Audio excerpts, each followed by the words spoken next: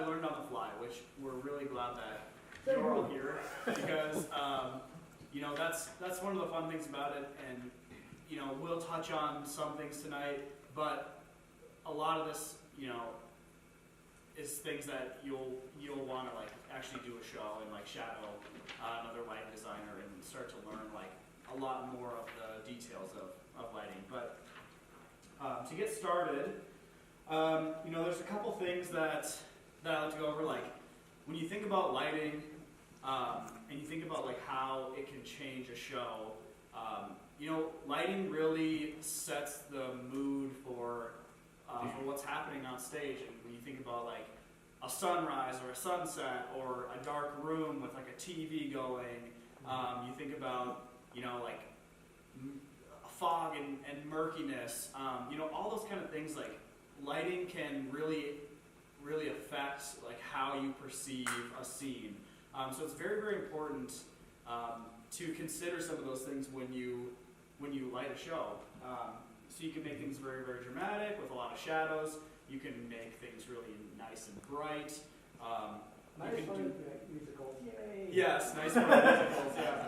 Or, like Rod, you were in Wait Until Dark. That was like very, as the name implies. Yeah, you know, there's times when everything was dark, and then you'd open the fridge, and then that was like the only light in the whole thing. I had to turn on the light on the fridge every time we opened it. Yeah, so And you did a fine job.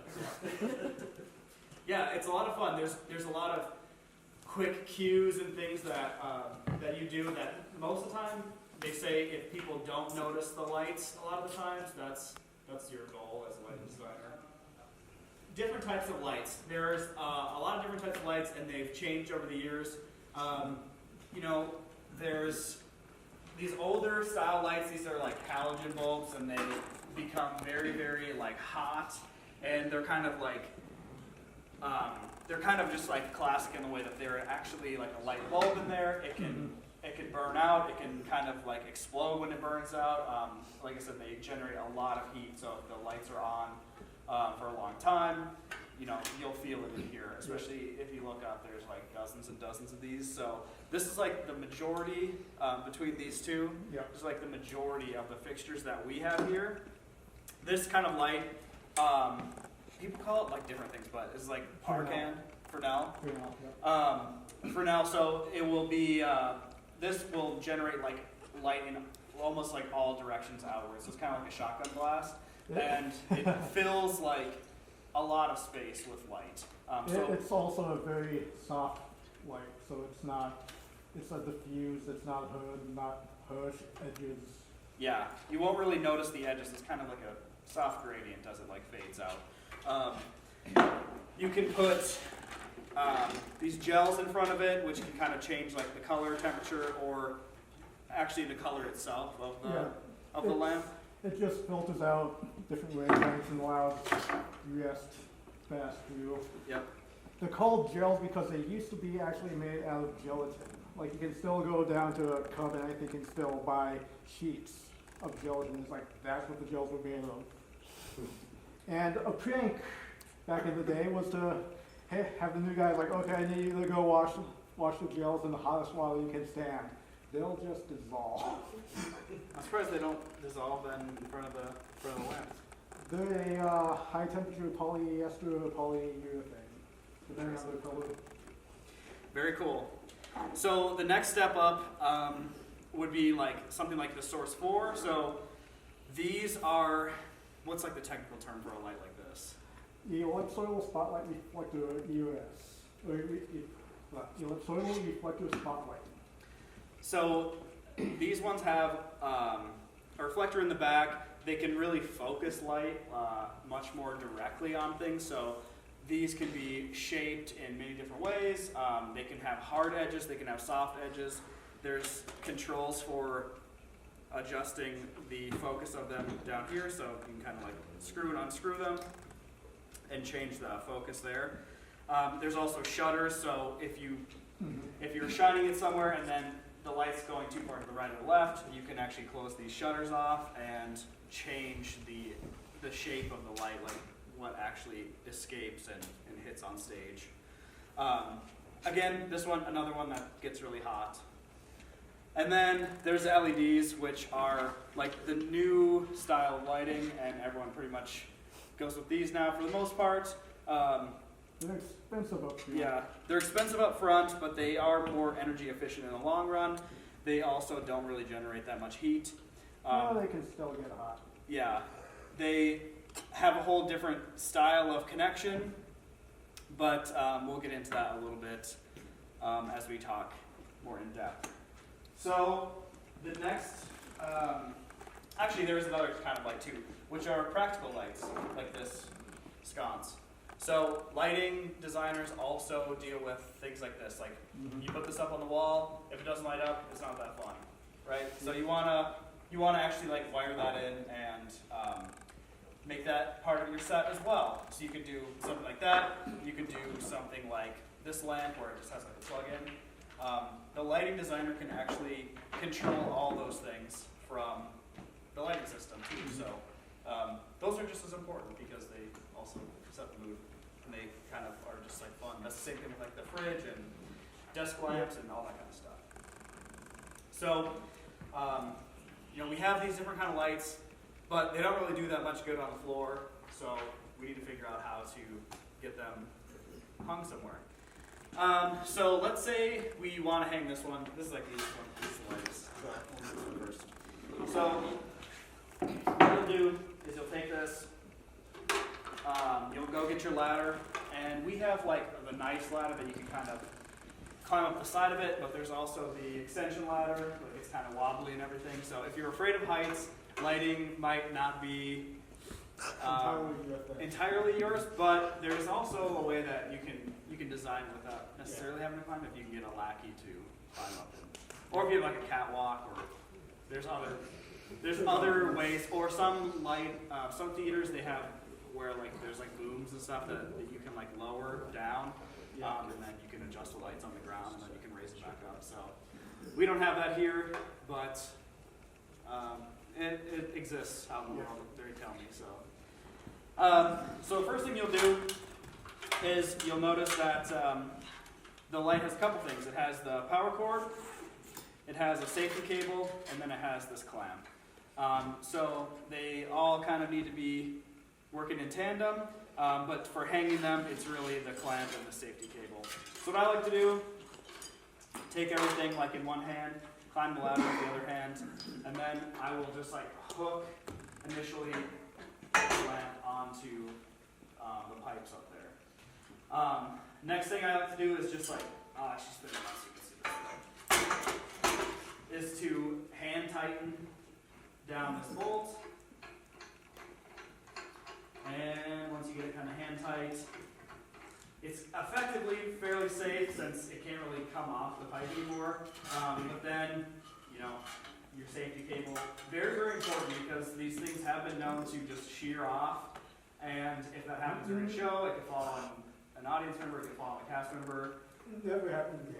Yeah, but super scary because I mean these things are probably like 10 pounds. That one's probably about 12 pounds. This guy's probably 5. Yeah, plus they're hot, so it's gonna be a bad day for somebody if they And fall. they're glass. Yeah. The only time I've seen them fall is in process of raising them up or lowering them down. Okay.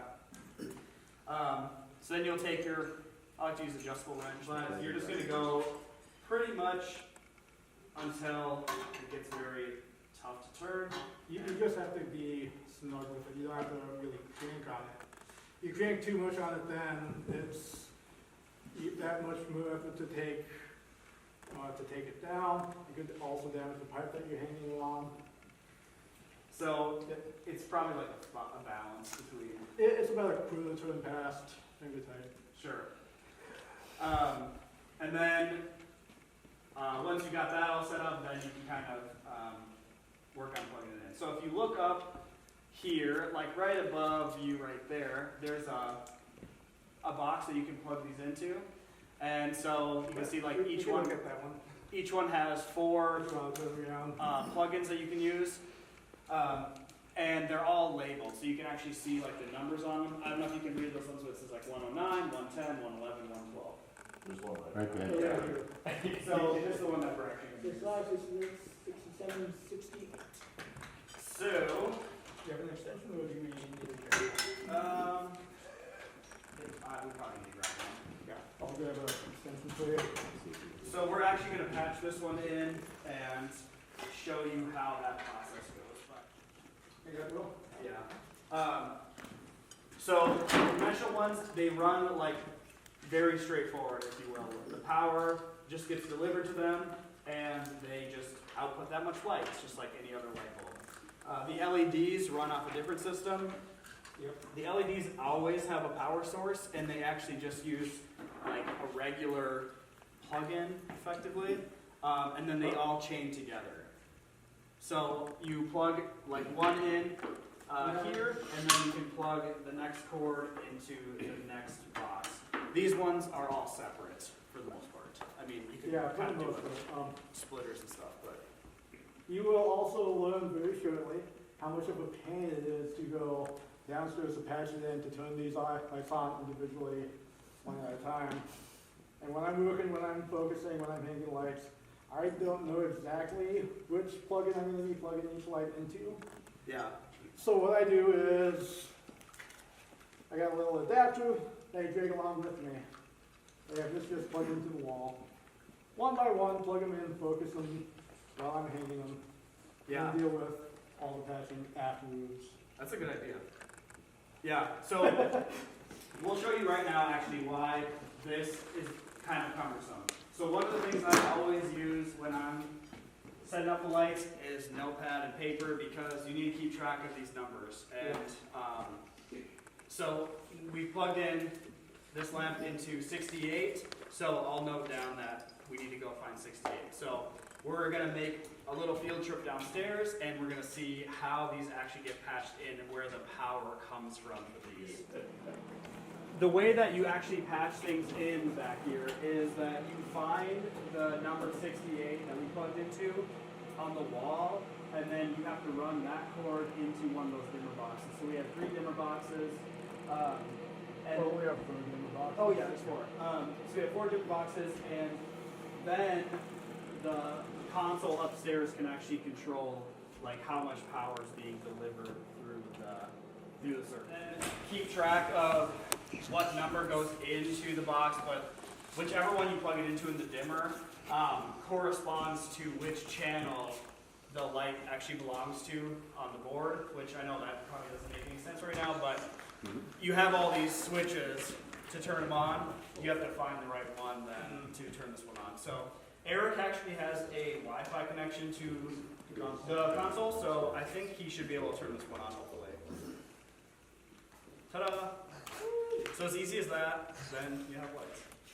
So these lights, you can actually, the one thing you can control with them is how much they spread.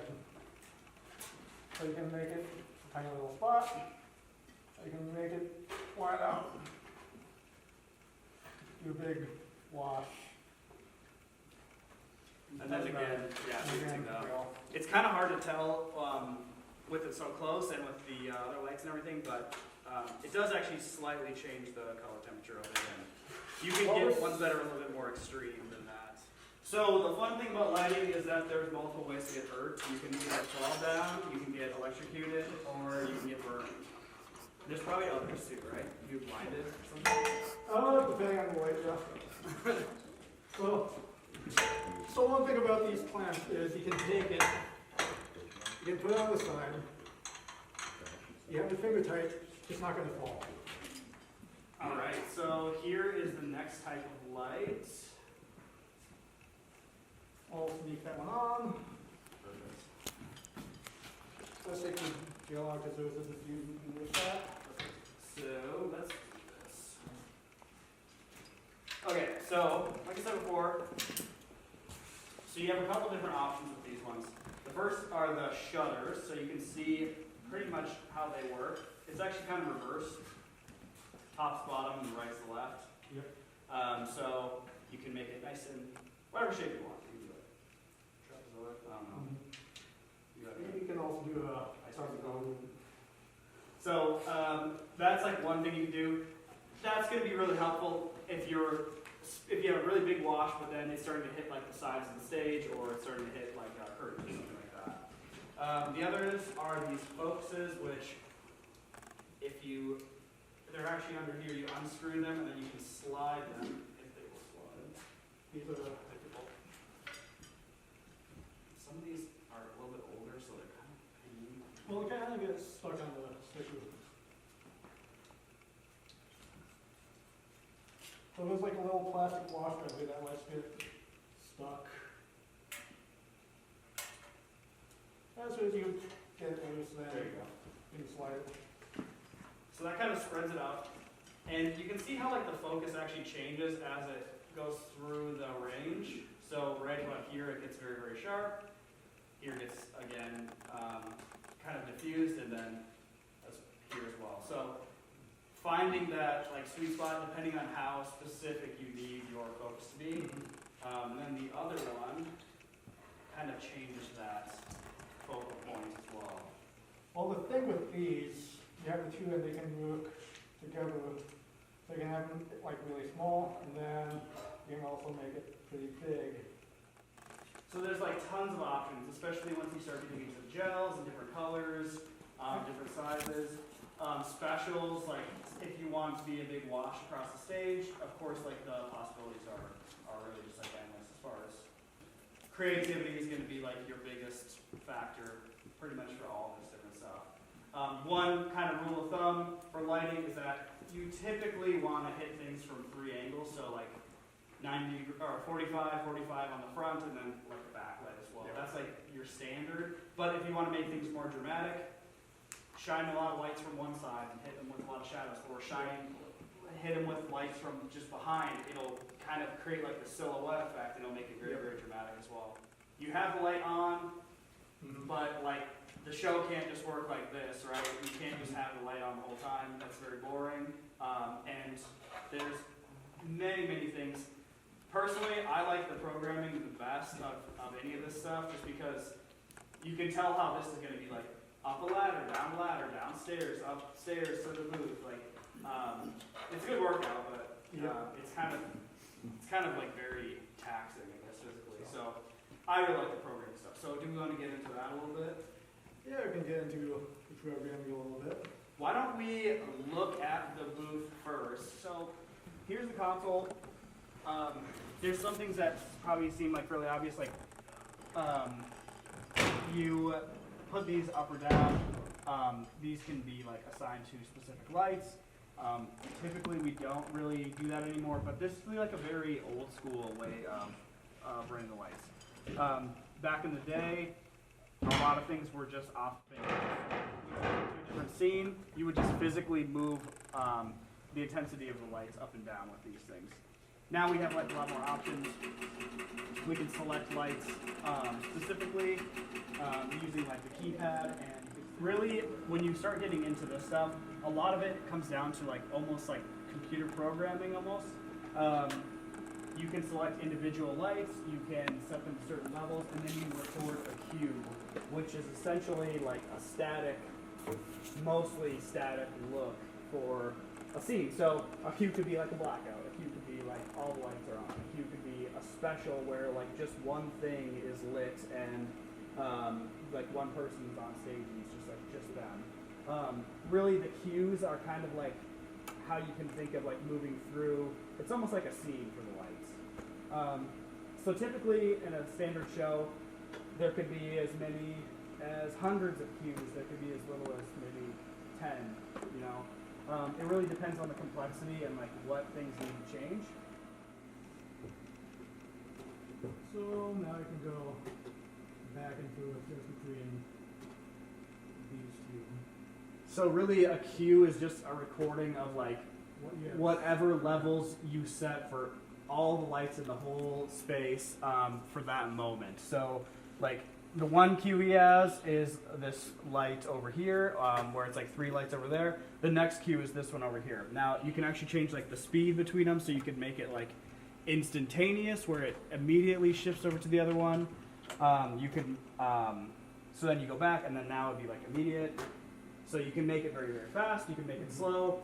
You can you can make cues like loop together, so they'll just keep going back and forth over and over and over forever until you stop that.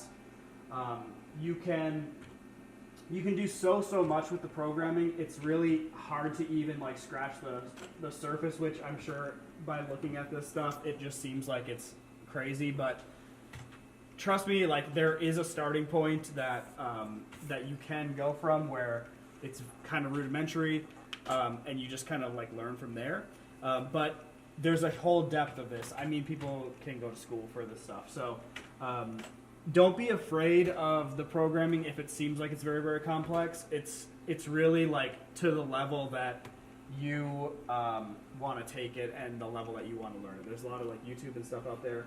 But we will teach you like 100% very like easy, like basic level all the way up through like intermediate, advanced, whatever you want to learn about this stuff. So, like I said, this is like my favorite parts. I really like techie stuff and like technical things. If you're interested in that kind of stuff like computers and that sort of thing, this would be like your bread and butter. But maybe another cool thing to do just before we kind of summarize that would be to show them like the LEDs, like what some of the LED things can do, because the conventional lights, they can go on and off, and that's cool, but the LEDs can actually do Fun things. more fun things, right? So they can change colors. So you got like they're all red right now. You can change the zoom or the color to whatever you want. So we have the color wheel. And then I also have Superman on stage. This is really where like the payoff finally happens. I feel like after you've like climbed up the ladder a million times and then you go patch all through all the spaghetti downstairs. This is like the fun part, in my opinion, and then seeing this stuff kind of like come to life and seeing it work on stage. And a lot of times the cast gets really excited once they finally see the lights, because they've been working under like the fluorescent lights the whole time. So, all things considered, lighting is like so multifaceted. There's so much like technical, like digital, interface that you get like a whole variety of things. You get to sit up here and watch the show every night. You get like the best seat in the house. So it's really something that I really love doing. And it is kind of like a labor of love, I think. If you're into it, then it becomes very rewarding, and you can go as big as you want. You can spend as much time up here working on this stuff. We'll, like I said, You can also spend as much money as you want. yeah, that's true. Some shows are very like straightforward, where it's just, like the lights come up and the lights go down.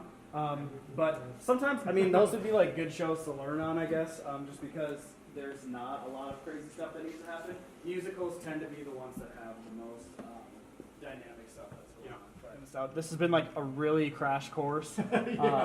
But the best way to learn more about this would be to like shadow while we're doing a show and kind of going through the steps like at the normal pace and going through like step by step.